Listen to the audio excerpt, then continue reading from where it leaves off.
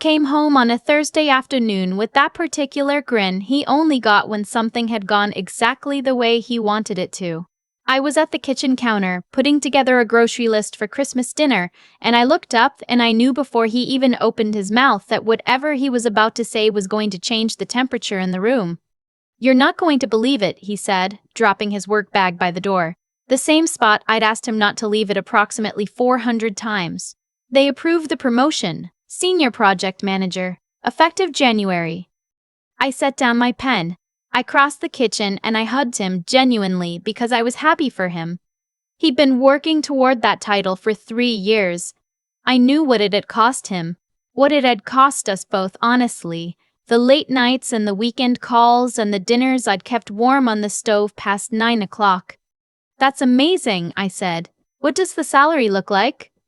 He told me. It was a $40,000 increase, annual, on top of the year-end performance bonus he'd already told me about, which had come in at just under $30,000. I pulled back from the hug and looked at him. "So we're celebrating. Christmas is going to be special this year." He smiled. He kissed my forehead. He went to the fridge for a beer. I turned back to my grocery list and thought, for one moment, that things were about to get easier. I should have known better. I had the evidence right in front of me. I'd had it for 3 years. I just hadn't wanted to look at it that clearly. We'd been together since I was 27. I was 32 now. We'd gotten married after 2 years of dating. Fast, some people said, but it hadn't felt fast to us. He was organized, dependable, the kind of man who read the lease before signing it and always had his taxes filed by February. I thought those were good signs. I thought they meant he was careful with the things that mattered. What I didn't fully understand, back then, was that careful and fair are 2 different things. We had a joint account for household expenses, mortgage, utilities, groceries, the car insurance. Everything else stayed separate. That had been his idea, presented very reasonably before the wedding. "It keeps things clean," he'd said. "No one feels like they're monitoring the other person's spending." He made it sound like a kindness. What he didn't say, because maybe he didn't see it himself, was that the arrangement assumed we were earning roughly comparable amounts and contributing roughly comparable amounts to the household, in every sense of the word. I was a registered nurse. I worked 3 12-hour shifts a week at a hospital in the east end of the city. My income was good, stable, union protected, but it was not $40,000 bonus good. And while my schedule looked like 3 days on and 4 days off on paper, the reality was that those 4 days off were when the house ran. Laundry, cleaning, groceries, the calls to the insurance company that stay on hold for 45 minutes, the appointment scheduling, the prescription pickups, the keeping track of when the furnace filter needed changing and when the car needed its winter tires put on. He worked from home on Tuesdays and Thursdays. He made his own coffee and left the mug on the counter. I want to be fair to him. He wasn't cruel.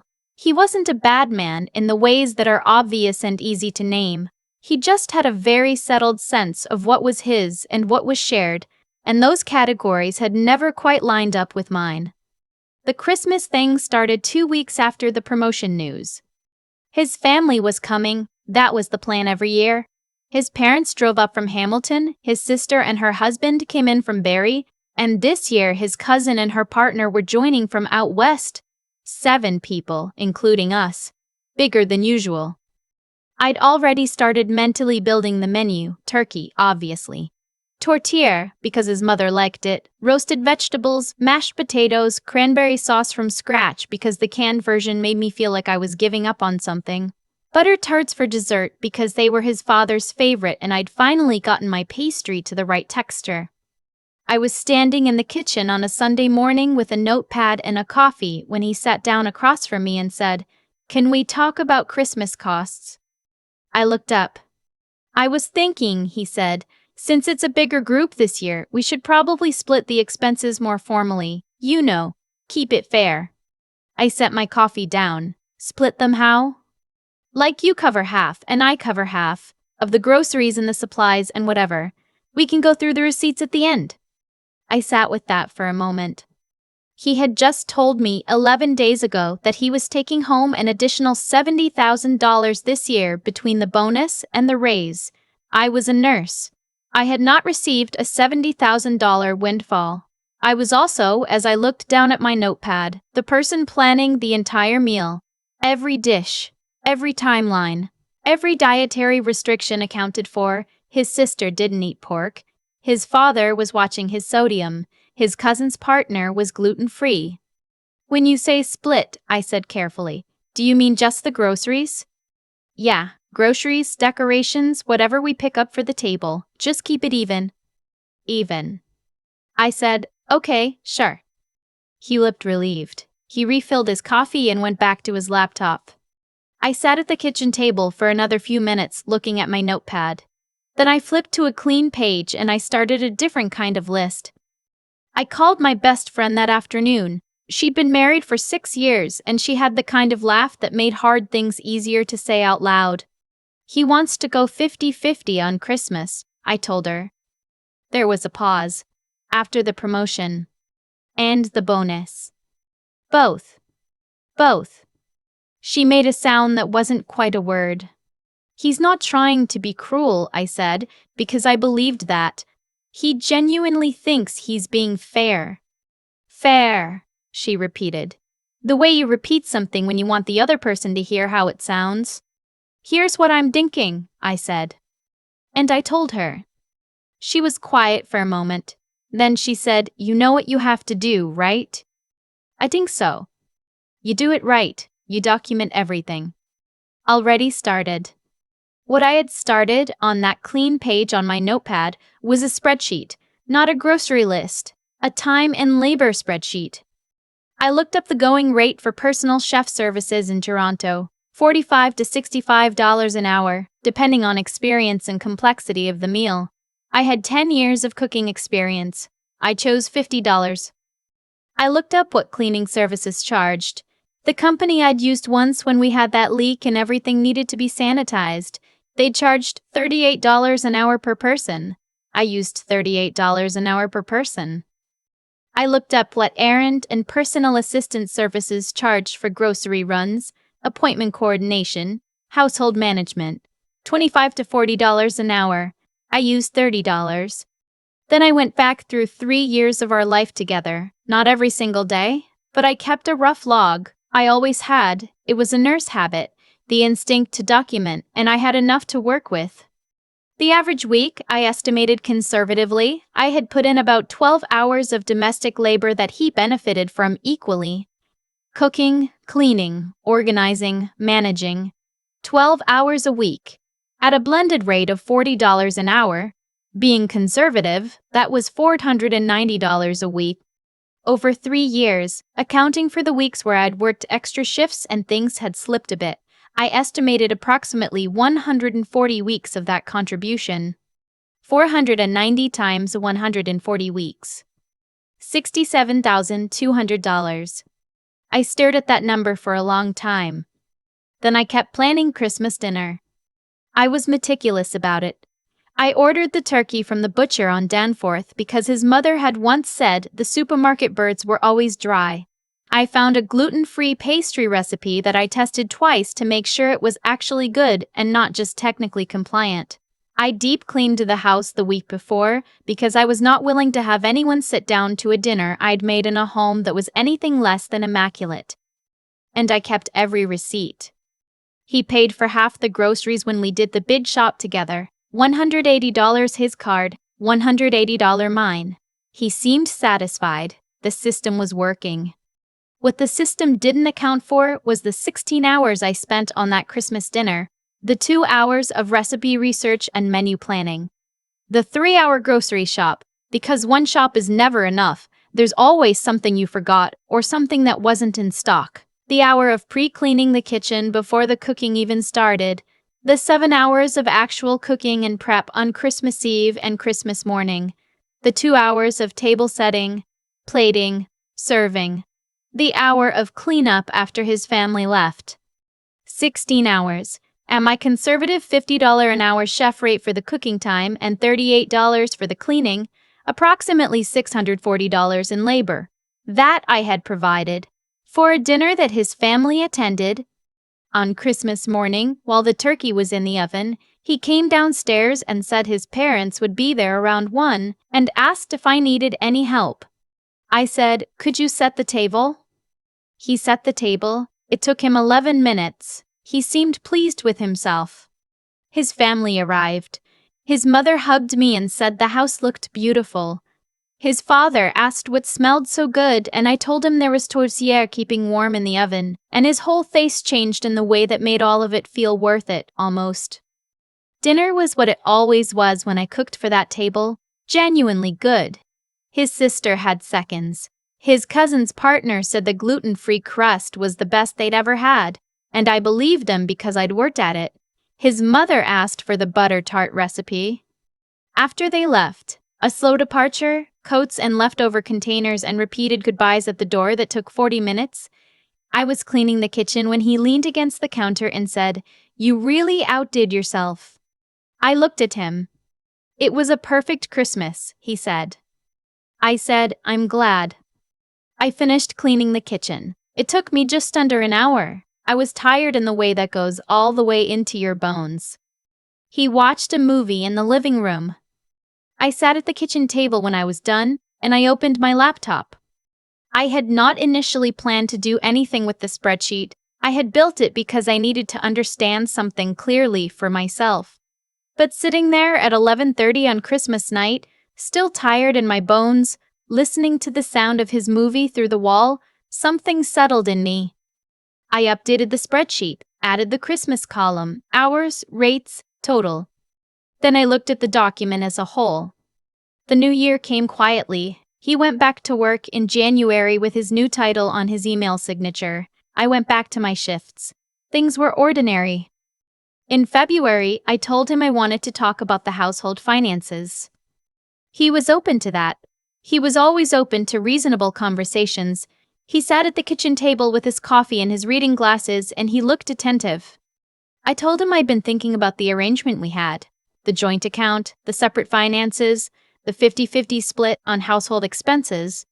He nodded. He thought that arrangement was working well. I said I wasn't sure it accounted for everything accurately. He tilted his head slightly. I opened my laptop and turned it toward him.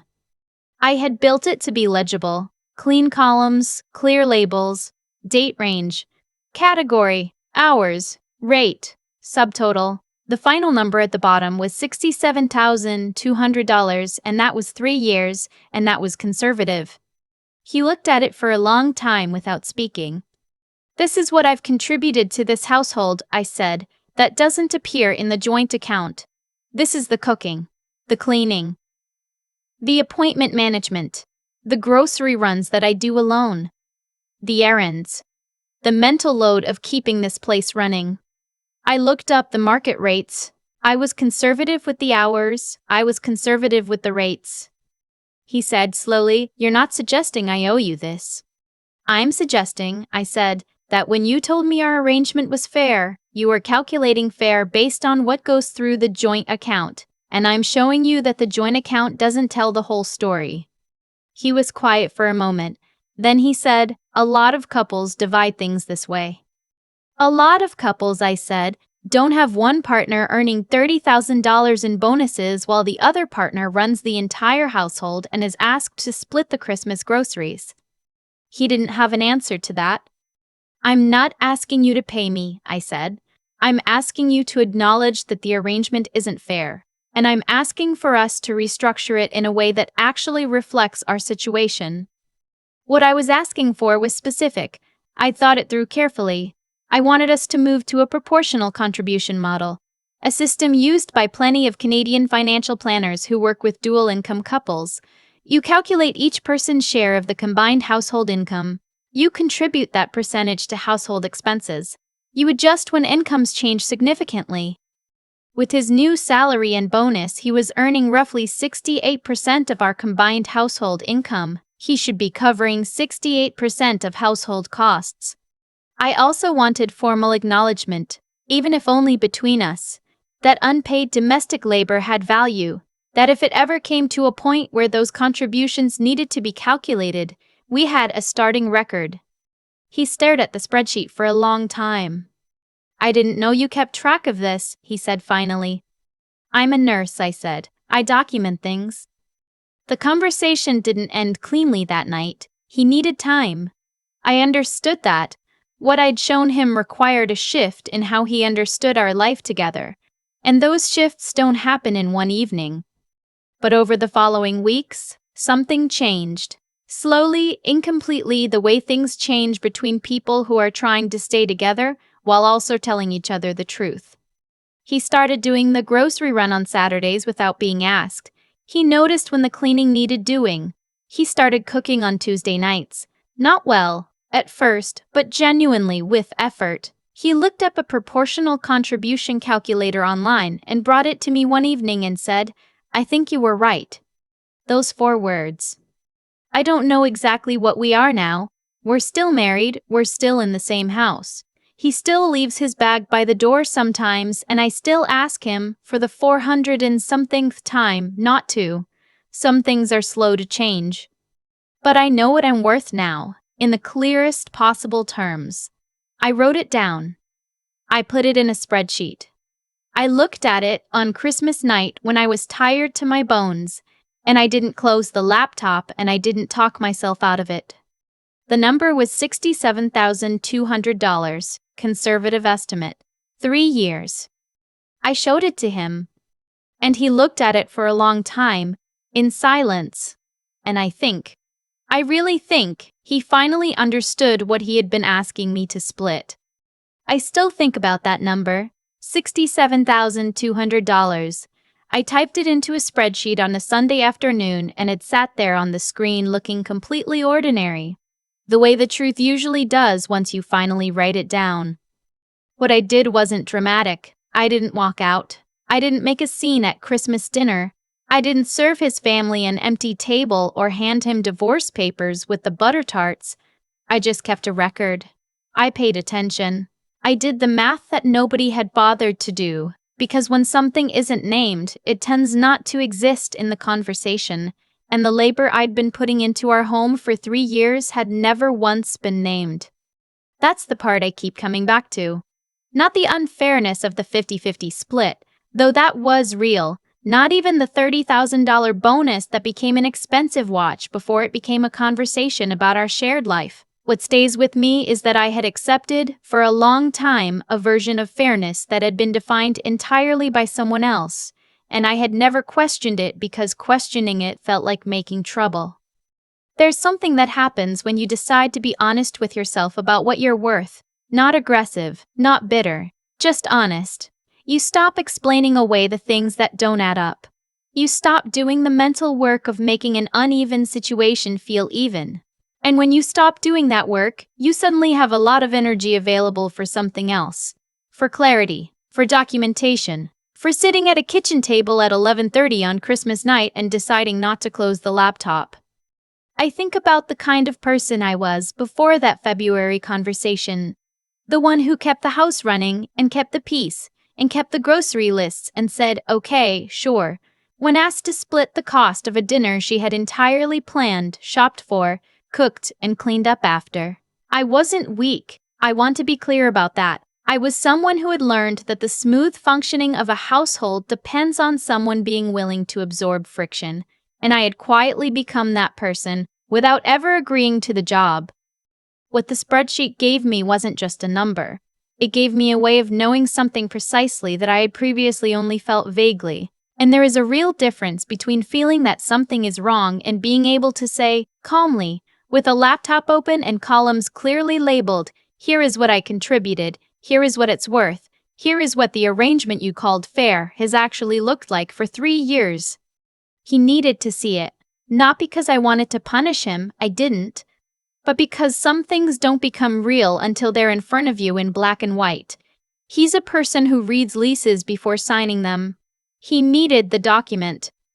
The willingness to build that document, to trust my own accounting of my own life, to sit across from someone I loved and say this is what's true. That took something from me that I hadn't known I had until I needed it. A kind of steadiness. The ability to hold a hard truth gently without flinching and without cruelty. I don't know that our marriage is fixed. I'm not sure fixed is the right word for something that was never broken the way things break in movies. All at once, loudly, with a clear before and after. What we have is more like a slow revision. He cooks on Tuesdays. He does the Saturday shop. He looked up a proportional contribution calculator and brought it to me, and that small act of initiative meant more than I expected it to. The number was $67,200. Conservative estimate. 3 years. I showed it to him and he went quiet for a long time. Sometimes that's how things change. Not with an argument, not with an ultimatum, but with a spreadsheet and enough patience to let someone sit with what they're seeing until they understand it. I understood my own worth first. Then I waited for him to catch up.